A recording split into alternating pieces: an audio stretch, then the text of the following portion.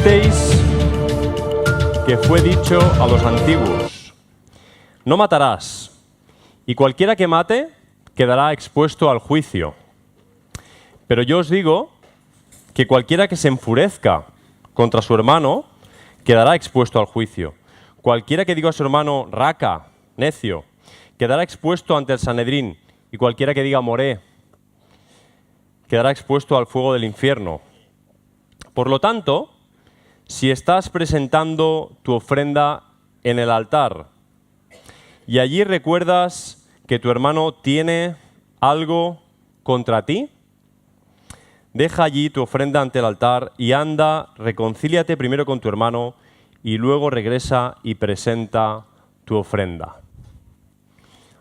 Normalmente cuando nos acercamos a estos textos en el Sermón del Monte, no sé si habéis tenido esa experiencia, pero parece que Jesús coge uno de los mandamientos de la ley en el Antiguo Testamento que parece relativamente fácil de cumplir.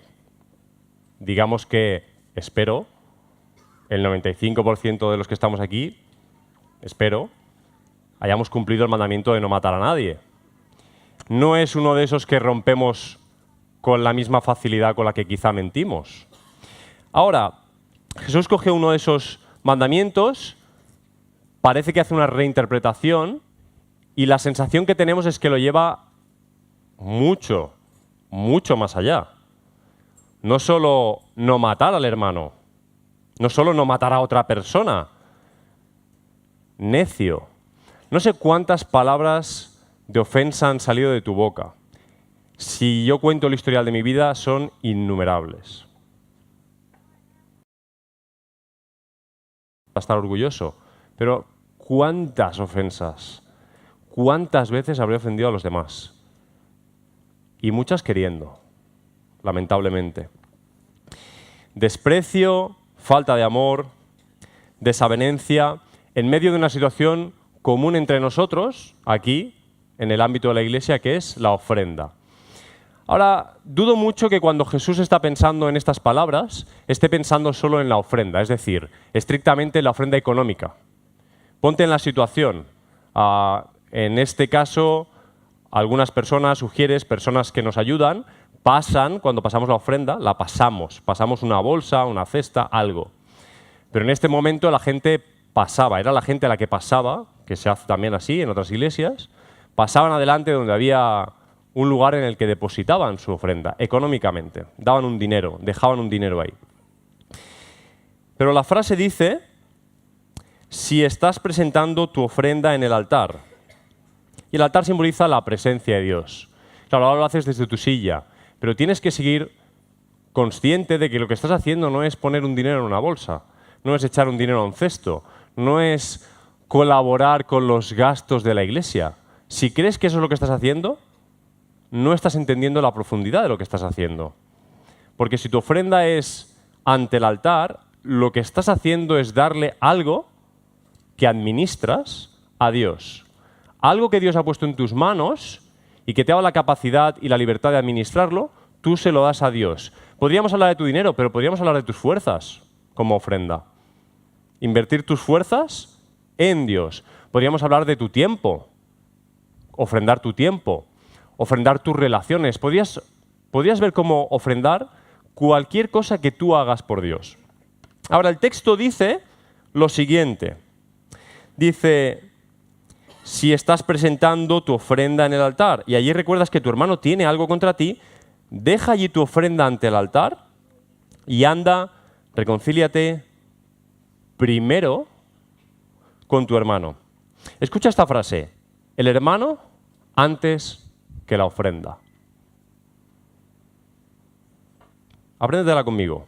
Yo llevo toda la semana repitiéndomela. El hermano, no hace falta que la repitas en voz alta, pero puedes, si quieres. El hermano antes que la ofrenda. ¿A qué parece un principio sencillo? ¿Lo veis en la Biblia?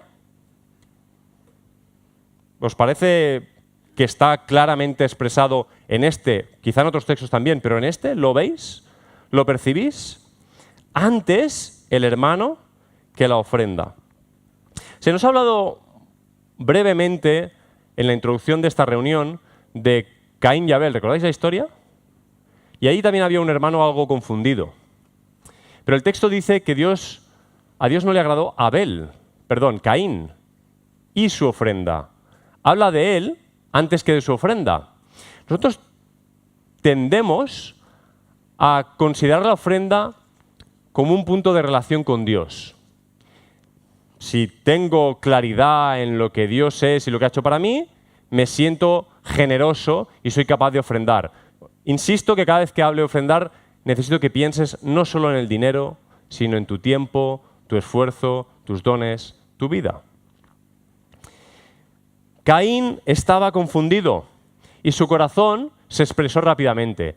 Hermanos, no en una ofrenda equivocada, no en una ofrenda como si las frutas no hubieran sido unas buenas frutas o hubiera sido cualquier cosa. Al principio de la reunión se nos decía ofrendar lo mejor. Y tenemos textos en las Escrituras en los que Jesús llama la atención sobre, por ejemplo, una viuda que echa ofrenda de lo que ella misma necesita. Lo mejor para Dios no es necesariamente lo que más brilla, lo mejor para Dios no es necesariamente lo más bonito, lo más estético, no es necesariamente más, no es necesariamente más cantidad. En ese texto Jesús pone por encima que esa viuda está dando de su propio sustento.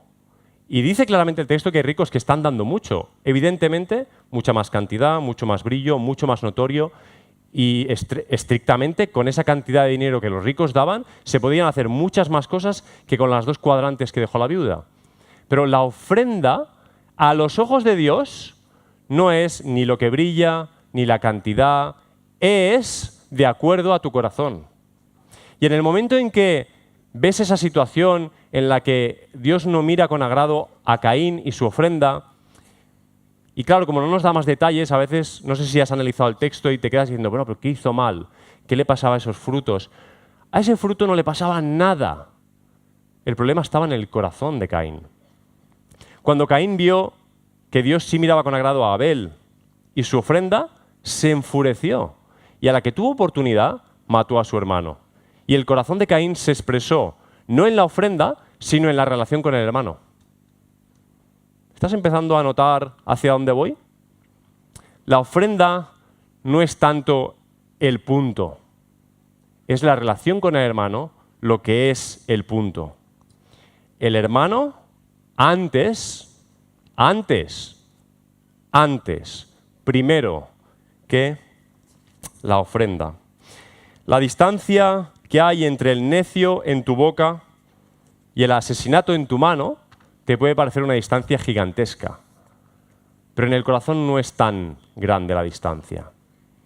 Si pudiéramos matar con la mirada, el mundo estaría lleno de asesinatos. Si pudiéramos matar con el pensamiento, el mundo estaría lleno de homicidios. No habría detectives en el mundo, no habría suficientes series de Netflix investigando. Si pudiéramos matar con el pensamiento, con el corazón, la mitad de la iglesia estaría muerta, matada por la otra mitad. La ofrenda y el hermano no caminan en paralelo.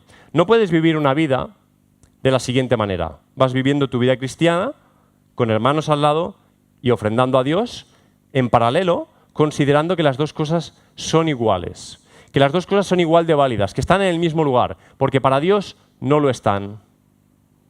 No lo están. Si estás camino al altar, a la presencia de Dios y recuerdas que un hermano, solo uno, somos muchos aquí, ¿verdad?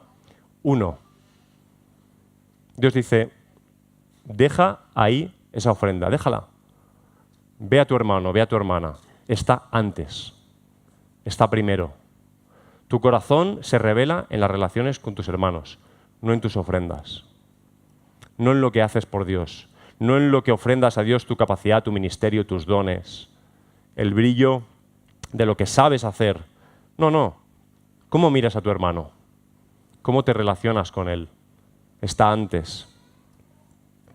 La relación entre ambas cosas, es decir, la ofrenda y el hermano, es también una expresión, un símbolo de la relación entre nuestra relación con Dios y nuestra relación con los hermanos. ¿Recuerdas Lucas 15? La famosa parábola del hijo pródigo, del padre pródigo. ¿La recuerdas? tenemos un hermano enfurecido. Un hermano al que le parece que el otro hermano vive una vida disipada, vergonzosa, pero ¿con quién está enfadado ese hermano? ¿Lo recordáis? Está enfadado con el padre. Y si miras con atención el texto de Abel y Caín, te darás cuenta que lo que enfurece a Caín es su relación con Dios. Cuando ve la relación de Dios con Abel, es cuando se enfurece. Porque es lo que él desea. Es lo que él no tiene. Es su inseguridad. ¿Y por qué este sí? ¿Qué tiene él que yo no tenga? ¿Por qué miras con agrado a él? ¿Por qué no me miras con agrado a mí, Dios? Mira conmigo estos versículos en 1 de Juan. Son tan claros, son tan sencillos, son tan nítidos estos textos que apenas necesitan interpretación. Apenas necesitan interpretación. Mira, 1 de Juan, capítulo 4, versículos 20 y 21. No he oído dos interpretaciones diferentes de este texto. Si alguno dijera, amo a Dios y voy a dar por hecho que estamos aquí porque amamos a Dios, queremos amarle, sí, nos sabemos pecadores, torpes, lo que quieras, pero estamos aquí, no estamos en la playa. Estamos aquí porque hay algo en nuestro corazón por Dios. Amor imperfecto, pero amas a Dios. Por lo menos concédete eso. Si alguno dice, amo a Dios y aborrece a su hermano, es mentiroso. No sé cómo interpretarlo. Es tan corto, tan conciso, tan sencillo. Tú dices, y lo has dicho cantando, no sé si lo has dicho de corazón, pero por lo menos lo cantábamos hace un momento, que amamos a Dios. Pero si tú dices eso y no amas a tu hermano, si aborreces a tu hermano, que me cuesta decirlo, pero eres un mentiroso. Pero no te ofendas, te estás engañando a ti mismo en primer lugar. No te estoy acusando de, estás aquí jugando conmigo. No, estás jugando contigo mismo. Estás jugando con Dios. Estás jugando con los demás. No te das cuenta. El texto sigue diciendo, porque el que no ama a su hermano, porque tú dices, bueno, yo no le aborrezco. Y a veces nos hacemos esas trampas religiosas. Si dices que amas a Dios, pero aborreces a tu hermano, no, yo no le aborrezco. Eso es muy feo, eso de aborrecer. Pero el texto dice, luego, porque el que no ama a su hermano. ¿Sabes? Aborrecer, en el diccionario de la Real Academia de Lengua Española, no es otra cosa que tener aversión por alguien. En este caso, por alguien. Es decir, no es nada concreto. Te aborrezco. No hay nada concreto que te esté haciendo, ¿sabes? No implica ni una agresión física, ni verbal, no hay algo concreto. Es aversión, aversión por tu persona. Justo lo contrario, o una de las formas en las que podrías expresar lo contrario, que amar. El que no ama a su hermano, a quien ha visto, no puede amar a Dios. Escucha esto de no puede. No puede amar a Dios a quien no ha visto. Y este mandamiento tenemos de parte de Él. El que ama a Dios, ame también a su hermano. Y mira lo que dice el capítulo 2, versículos 10 y 11. El que ama a su hermano permanece en la luz, y en él no hay tropiezo. Esto ya no sé cómo interpretarlo, porque tú puedes amar a tu hermano, pero puedes pecar de otras formas. Quizá fallas de tu carácter, no trabajadas, ofensas a Dios de otra manera. Pero dice, en él no hay tropiezo. Pero el que aborrece a su hermano está en las tinieblas y anda en las tinieblas y no sabe a dónde va. Por cuanto las tinieblas cegaron sus ojos. Te está diciendo el texto que si no amas a tu hermano eres un cegato. Cegato. ¿Cómo hacen los jóvenes? No tengo ni idea cómo lo hacen esto, ¿eh? Tenía que haber practicado. Necesitan unas gafas que no existen. Estás ciego. ¿Estás ya bastante sacudido o todavía no? Si no amas a tu hermano, estás ciego. Ven el martes al grupo, el miércoles a la escuela bíblica, el jueves a oración, los lunes a Amor en Acción, los viernes, ¿qué es los viernes? La vigilia, este viernes hay vigilia. Vente el viernes a la vigilia. El sábado, hombres, mujeres. El domingo, no hay culto por la tarde. Búscate una conferencia en YouTube. Ofrenda, diezma. Pero si no amas a tu hermano, estás ciego. No has entendido lo que Dios quiere de ti. No lo has entendido. Desde el amor a Dios, amamos a los hermanos y entonces lo demás empieza a cobrar sentido. Las cosas cobran sentido. El amor al hermano, escucha esta frase, por favor, es el verdadero pulso de la espiritualidad cristiana. No es cuánto oras, no es cuánto ofrendas. Escucha estas frases. No es cuánto oras, no es cuánto ofrendas, no es cuántas horas estudias la Biblia.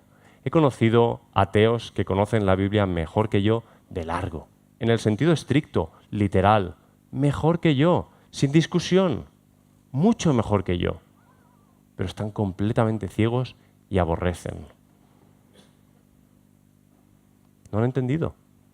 La leen, la estudian el griego, el arameo, el hebreo. El amor al hermano es el verdadero pulso de la espiritualidad cristiana. Te lo digo de otra manera. La relación con tu hermano es el termómetro fiable y real de nuestra relación con el Padre. Tú dices, ¿cómo estoy con Dios? No estoy seguro de... La última canción decíamos, sé que me ama. Sé. Yo no siempre las canto estas canciones. Grupo Alabanza. No siempre las canto. A veces digo... A veces lo sé, a veces tengo dudas, a veces quiero saberlo, pero reconozco que tengo dudas y... ¿Cómo estoy con papá? ¿Qué relación tengo con el Espíritu Santo? Mira, aterriza conmigo. ¿Cómo estás con el hermano? ¿Le amas? ¿Amas a los demás? ¿Tu amor proviene del Señor? ¿Los demás están antes que tú? Así estás con Dios. Porque todo aquello que hagáis a uno de estos pequeños, a mí me lo hacéis. Esas son palabras de Jesús. Dime, ¿qué puedes hacer por Dios? Estrictamente, ¿qué necesita Dios? ¿Hay algo que necesite de ti? ¿Él no estaba ya en su gloria antes de la creación? ¿No era perfecto? ¿No estaba en armonía como Dios trino? ¿No se gozaba Padre, Hijo y Espíritu? ¿Había algún defecto en él? ¿No llegaba a fin de mes? ¿Necesitaba canciones para sentirse bien? Dios no nos necesita. Estrictamente no nos necesita. Nos ha creado porque nos ama. Nos ha creado por el placer de tener una familia que se proyecta de forma imperfecta en el deseo que tenemos nosotros a veces de tener hijos. ¿Por qué tenemos hijos? Y da mucho trabajo eso. Porque deseamos amar, deseamos compartir amor. Eso, teniendo un hijo en el sentido correcto, sabemos que se tienen de muchas formas incorrectas también. ¿Tú quieres saber cómo estás con Dios? Pregúntate honestamente cómo estás con el hermano. No con el simpático, no con el que te cae bien, con cualquiera. Porque si quieres ir a dar una ofrenda al altar, pero tienes un problema con uno, piensa en ese. ¿Cómo estás con ese hermano? Con esa hermana. A menudo intentamos, y digo intentamos, porque no lo conseguimos, pero a menudo intentamos utilizar la ofrenda para estar en paz con Dios. No la ofrenda económica, sino sacrificios de alabanza. Hoy también hemos dicho eso, ¿no? Cantando hoy la primera canción, sacrificios de alabanza. Estaba pensando... Las hemos elegido ahí a conciencia hoy. ¿Qué problema hay en hacer sacrificios de alabanza? Ninguno. Ahora, si con ese sacrificio de alabanza estás intentando acallar al Dios de la ira que te va a castigar porque tú conoces tus pecados, entonces tienes un problema. Estás intentando utilizar la ofrenda para estar en paz con Dios. Mira, Dios, es verdad, en esto y en esto soy imperfecto, lo reconozco. No sé cómo solucionarlo. Te voy a cantar unas canciones que te gustan, como para nivelar la balanza. Piénsalo, porque tú dices, objetivamente ninguno hace eso. Estás pensando, Deja ya de decir simplezas, todos sabemos esto. Sí, pero escarba en tu corazón.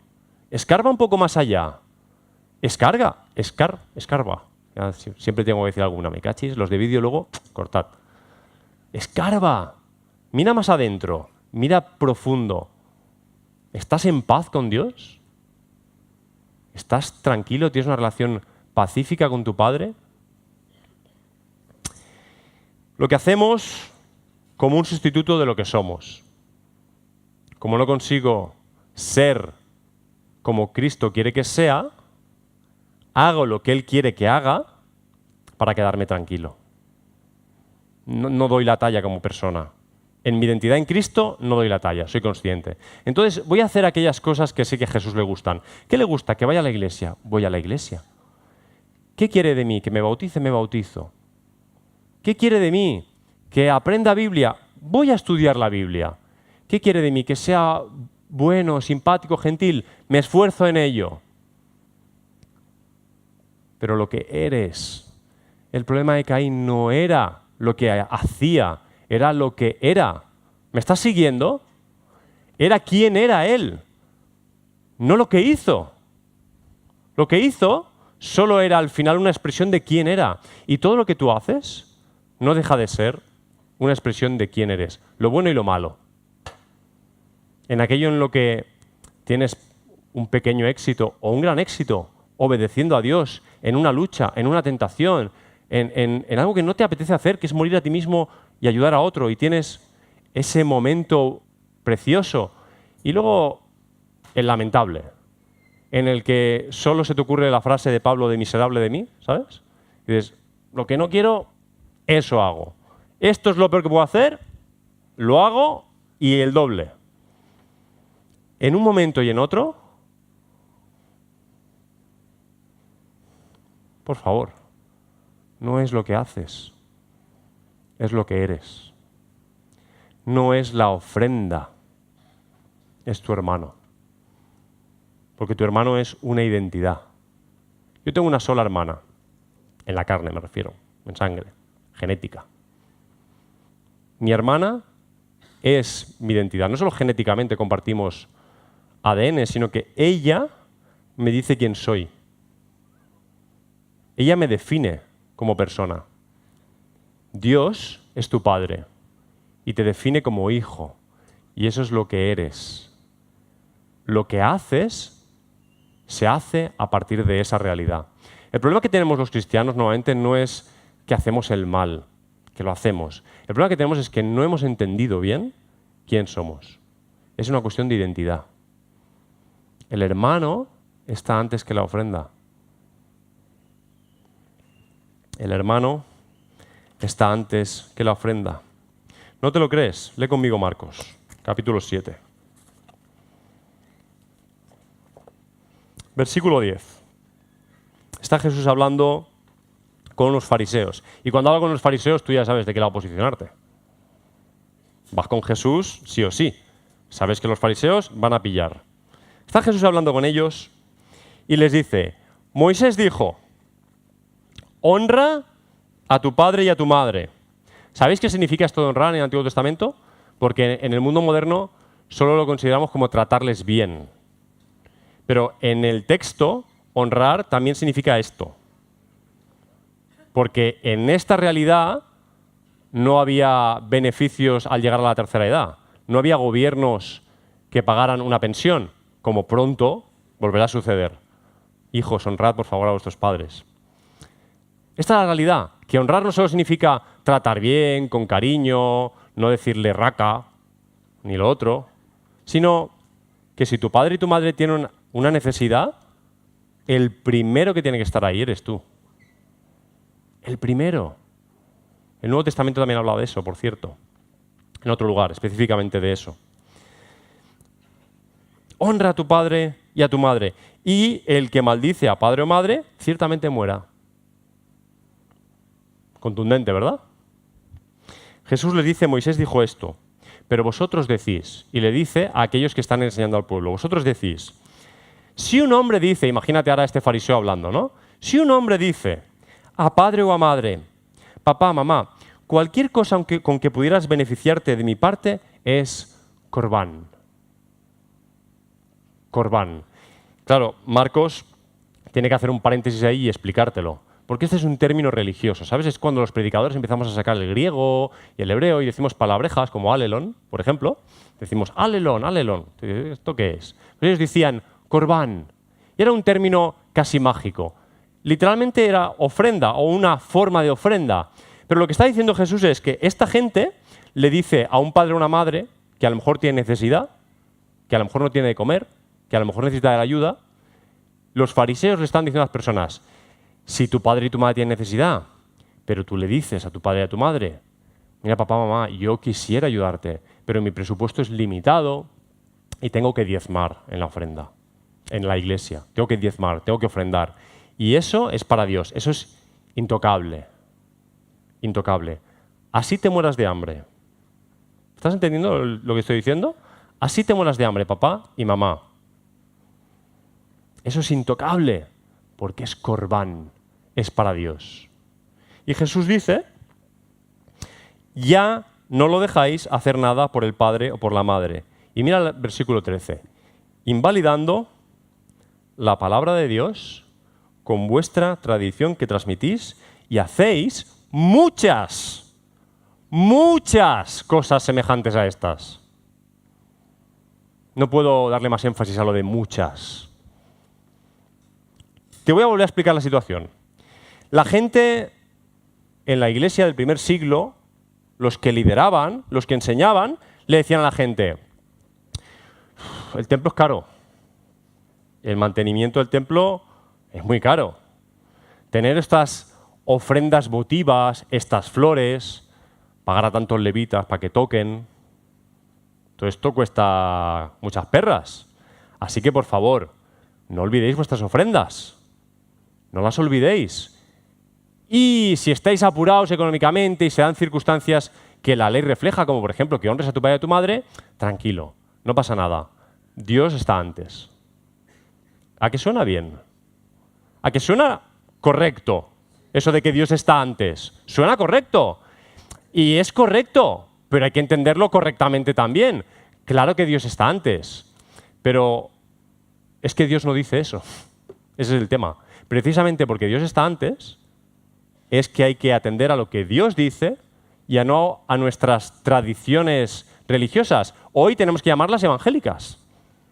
Las nuestras no son las de los fariseos, no son las de los católicos, son las nuestras tradiciones evangélicas. Y tenemos algunas. Lamentablemente tenemos algunas de estas tradiciones. Pero lo que está diciendo Jesús es el hermano antes que la ofrenda. El hermano necesita antes.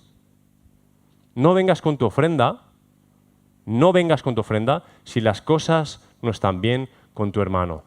No, estás siendo muy radical, estás torciendo un poco, estás interpretando algunas partes.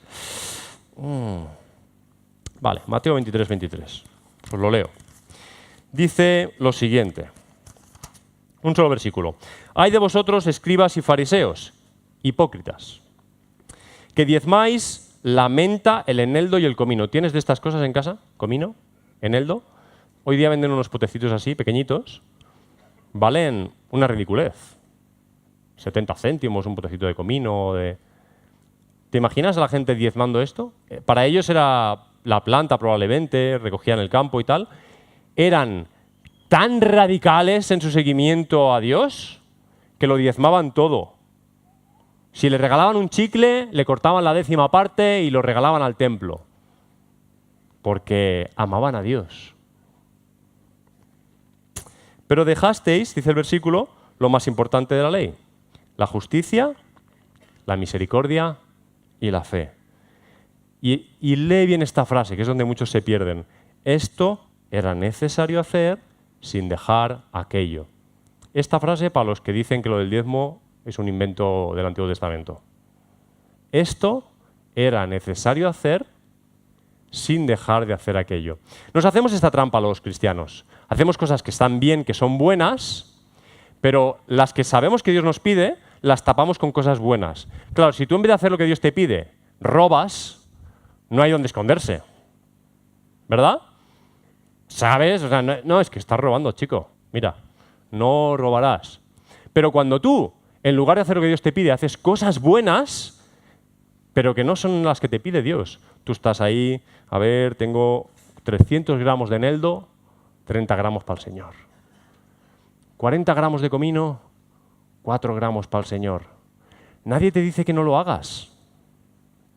Pero si no haces justicia, no haces misericordia y no tienes fe en ese Dios, ¿qué necesita tu eneldo y tu comino? ¿Qué va a hacer con él? ¿Qué va a hacer Dios con eso? Atiende bien a lo que Jesús le dice a esta gente. Dejad ya, por favor, de confundir la ofrenda y el hermano. No confundáis más las cosas. No se trata de darle una patada a la ofrenda, esto no sirve para nada. No, la Biblia habla clarísimamente de la ofrenda, de la económica y te digo más, de tu vida. Tú tienes que ofrendar tu vida. Tu vida ya no es tuya, no te pertenece. Hablar de tu dinero es casi una ridiculez. Tu vida no te pertenece. Es un regalo de Dios que debes administrar. Tu vida es una ofrenda para Dios, toda ella. Pero no eres un poco exagerado, ¿vale? Isaías, capítulo 1. Radical, fanático. Dios le dice al pueblo, a su pueblo, no a los extraños, no a los de fuera, a su pueblo. No te leo los 7, 8 versículos seguidos, pero te leo partes. ¿De qué me sirve, dice Yahvé, la multitud de vuestros sacrificios? Seamos un poco fríos por un momento, aunque te duela un poco por aquí. ¿Qué hace Dios con la alabanza esta mañana? Estrictamente con las canciones, con los do, los res, los mis, tu canto. ¿Qué hace Dios con eso? ¿Qué hace? Estaba esperando ayer, sábado, estaba mirando su reloj diciendo, a ver si llega mañana que me canten, porque lo necesito, me siento mal, necesito que mi pueblo me cante. Y estoy hablando para gente adulta. Dios no necesita tus canciones. Y hay momentos en los que Dios le dice a su pueblo, ¿de qué me sirve la multitud de vuestros sacrificios? ¿Quién había pedido en primer orden esos sacrificios? Los ha pedido Él. El problema no es el sacrificio en sí mismo, el problema es el corazón del pueblo. El problema es la razón por la que haces las cosas, lo que hay detrás. Aún te digo más, harto estoy de tus holocaustos. Harto. Me encanta esa palabra. No quiero sangre de bueyes ni de corderos. ¿Quién demanda esto de vuestras manos? Me encanta la primera frase del 13. No sigáis trayendo ofrendas inútiles. ¿Alguna vez te has planteado que tu ofrenda es inútil? Dices, bueno, algo harán con el dinero que ponemos ahí. Bueno, Monse te lo explica a final de año. Algo harán con mi tiempo, ¿no? Si estamos todos juntos haciendo esto, para algo servirá, algo... Hay momentos en los que Dios te dice, no sigas trayendo ofrendas inútiles. Dices, pero bueno, ¿qué es una ofrenda inútil? ¿Cómo saber cuándo no tolero la iniquidad junto a la asamblea solemne? ¿No estamos hoy de asamblea? Porque la asamblea no es cuando convocamos una asamblea ordinaria o extraordinaria. Esta es la asamblea del Señor. Estamos aquí, solemnemente presentándonos delante de Él. Pues hay veces que Dios mira esa asamblea y dice, esto no hay que lo aguante. ¡Qué pesaos! Dejad de hablar. Habláis mucho, pero... No, ¿qué va? Más. Se han vuelto una carga, dice el versículo 14, que no soporto más. Es duro, ¿eh? Cuando extendáis vuestras manos, levantamos las manos cantando, extendemos nuestras manos porque amamos a Dios. Si no hay corazón, tu mano más le molesta que le gusta. Y aún, versículo 15, aunque multipliquéis vuestras oraciones, multipliquéis, de forma exponencial, ¿no? No te dice que hoy 2 y mañana 4, no. Cuando las multipliquéis, cuando me llenéis de oraciones, no escucharé. No, pero es que este texto es del Antiguo Testamento. Lavaos, purificaos, quitad de mi vista la maldad de vuestras obras. Aprended a hacer lo bueno, buscad la justicia, enderezad al opresor, defended el derecho del huérfano. abogad por la causa de la viuda. Te lo traduzco, lo más simple que soy capaz. El hermano antes que la ofrenda. ¿Es que no te gusta la ofrenda, Óscar? No me entiendes. Me da igual, salvo en aquello que Dios dice que es la ofrenda y el propósito que tiene la ofrenda. Y Dios dice, el hermano antes que la ofrenda. No te estoy predicando ni trayendo un mensaje para que hagas nada con la ofrenda. Estoy intentando explicarte que el hermano está antes y que si no está antes, todo lo que hagas con la ofrenda no sirve para nada. A Dios no le importa, no le interesa, porque Dios mira tu corazón. No mira lo que miramos nosotros, no mira lo guapo que vienes, no mira lo alto que eres, no mira si eres hipster o no eres hipster, no le importa, le da igual. No mira tu dinero, tu cuenta bancaria, no mira la de horas que te pasas en la iglesia o orando, o cantando, o estudiando la palabra. No mira esas cosas, mira tu corazón. Porque si lo que haces no responde a lo que eres, es religiosidad.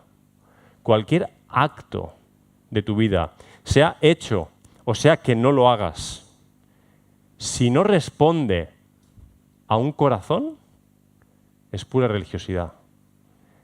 Cada día me encuentro, estoy agotado, hermanos, de mi religiosidad.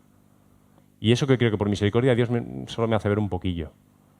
Porque si me hiciera ver toda, yo creo que me caigo muerto aquí, sinceramente. No lo soportaría. Diría, ¿esto es lo que soy? Pero por la gracia de Dios, en medio de nuestra torpeza, en medio de nuestra inconsistencia, en medio de nuestra ignorancia, en medio de lo que somos como seres rotos, podemos presentarnos ante Dios porque Él ha muerto en una cruz y ha derramado su sangre para que, como terapia de vida, podamos empezar a intentar vivir para el hermano. No porque tenemos que ganarnos el cielo, porque eso es una tontería. Una tontería. ¿Cómo vas a ganarte el cielo? Pero puedes mirar a tu hermano, a tu hermana, e intentar mirarle con los ojos con los que Dios te mira a ti. Cuando tú te sabes amado, como cantábamos hace un momento, cuando tú por un momento tienes lucidez de parte del Espíritu Santo, luz del Espíritu Santo, y eres consciente de cómo Dios te ama, ahí puedes mirar a otra persona, y verla con los ojos de Jesús. El hermano antes que la ofrenda. No caigamos en la confusión de Caín, hermanos, que ofrendaba, por cierto. Caín ofrendaba y no había culto. ¿Sabes? ¿Alguna vez has ofrendado fuera del culto? ¿Un martes se te ha ocurrido, voy a ofrendar? ¿A qué no?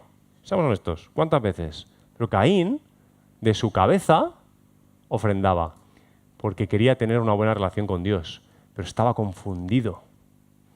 Porque Dios lo que le pedía era lo que Él demanda en el versículo 9 en Génesis 4. ¿Dónde está tu hermano? ¿Haces justicia con tu hermano, Caín? ¿Tienes misericordia con tu hermano? ¿Confías en mí que estoy trabajando en tu hermano? ¿Eres capaz de ver a Abel con mis ojos, Caín? Eso es lo que espero de ti. Que tu hermano esté antes que la ofrenda. Y este mensaje es un mensaje introductorio. Es la introducción a 7 semanas en las que vamos a estar pensando en el hermano y en la hermana. La palabra griega que os comentaba antes, que es muy graciosa, alelon, a mí me hace mucha gracia. En verdad tiene un acento, es alelon, pero yo ya llevo tiempo diciendo alelon y ya no hay quien me corrija. Aparece 100 veces en el Nuevo Testamento. Escucha bien, 100. Número perfecto, ahí redondo, plan. 100 veces. 100 veces. Algo nos está indicando la cuestión. Hay 27 libros en el Antiguo Testamento. ¿En cuántos dirías que aparece la palabra alelon?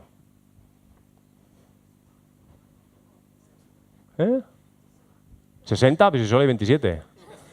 Hombre, no. Te lo voy a decir. en 21 de 27. Todos los autores del Nuevo Testamento, todos, menos un tío que se llama Judas, que no era el Judas traidor, pero algo se le debió pegar, todos, menos ese, escriben esa palabra en sus escritos. Amaos los unos a los otros, perdonaos los unos a los otros, orad los unos por los otros. Cada vez que dicen eso, amaos, alelón, perdonaos, alelón, unos a otros, unos a otros. En español son varias palabras, en griego solo es una. Menos 6 libros. Y dije, me da curiosidad, ¿qué libros serán? Pues mira, 3 de esos libros solo tienen un capítulo. Filemón, Tercera de Juan y Judas. O sea, un capítulo, es que no les dio tiempo. Cuando entraba la palabra, se les acabó el libro. Las 2 cartas de Timoteo, que ahora empiezo a plantearme si son lícitas o no ya, a lo mejor no tendrían que estar, y Segunda de Pedro. Captáis mis bromas, ¿no? Es humor catalán. Si no, ya nos iremos conociendo, no pasa nada. Menos en esos 6 libros, alelón está una y otra vez Mateo, Marcos, Lucas, todos, todo el tiempo, alelón por aquí, alelón por allá, alelón y más alelón. ¿Qué querrá decirnos esto? Porque amaos, podemos predicar de amaos unos a otros y predicamos sobre amar, ¿a que sí? Cuando predicamos sobre perdonaos los unos a los otros, ¿de qué predicamos? De perdonar. Cuando predicamos de soportaos los unos a los otros, ¿de qué predicamos? De soportar. Pero lo que es en común siempre es los unos a los otros. Y lo que te está diciendo el Nuevo Testamento es el único contexto posible para el Evangelio, el único contexto posible para la espiritualidad es este. Los unos a los otros. No hay ninguna espiritualidad que tú puedas vivir por tu cuenta. No, ponte delante del Señor, olvídate de todo el mundo, no hay nadie más, solo estáis Dios y tú. No, ¿qué va? Justo lo contrario. Estás tú y el montonazo de hermanos que tienes. Y tu vida no es para ti. Y el pan nuestro de cada día no es el pan mío de cada día. Y tu reino, ¿qué es un reino sino el gobierno de un lugar público de mucha gente? Y la iglesia, ¿qué es sino una asamblea? No existe otra cosa sino colectivo. ¿Y cuál es la gran comisión? ¿Id? ¿Para qué? Pues gente, ¿no? Hay otras personas. ¿Y los mandamientos tienen que ver solo contigo? No matarás, no puede ver solo contigo, a no ser que sea asesinato. Y no robarás, a alguien robas. Y no ofenderás a alguien, y no adulterarás, con alguien adulterarás. Siempre tiene que ver con los demás. El hermano antes que la ofrenda. Antes que la ofrenda. Antes. No en lugar de. No nos engañemos. No hay otro contexto para la vida espiritual que las personas que tienes alrededor. Este culto no es un evento de domingo para venir, satisfacernos en unas canciones, en un mensaje, y luego ya podemos ir a casa tranquilamente, descansados, en paz. Si tu vida no es una vida para los demás, espero que esta serie de predicaciones te hagan reflexionar, porque el hermano está antes que la ofrenda.